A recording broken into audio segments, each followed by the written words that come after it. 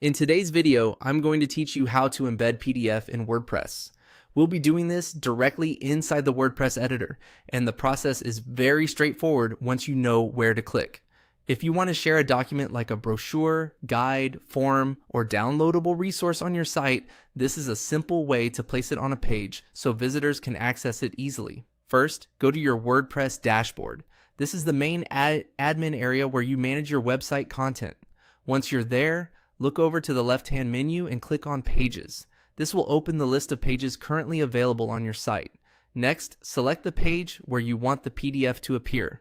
Choose the page that makes the most sense for your content, whether that's a resources page, a contact page, or a landing page. After selecting it, click Edit to open that page in the WordPress block editor. Once the page editor loads, click on Add Block. This is how you insert new types of content into a page in WordPress. In the block search bar, type PDF. Even though you're searching for a PDF, the option you'll actually want to use is called File. Go ahead and click on File when it appears.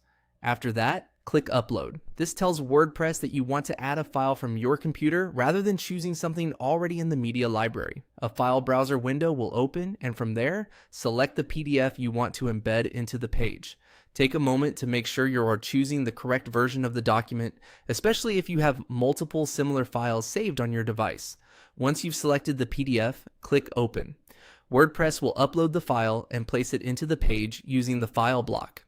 Depending on your WordPress setup, the PDF may appear as a downloadable file link or in an embedded format that visitors can interact with more directly.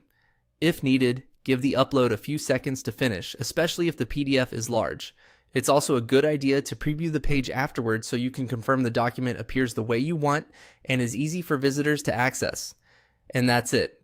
You've now added a PDF to a WordPress page using the built-in block editor.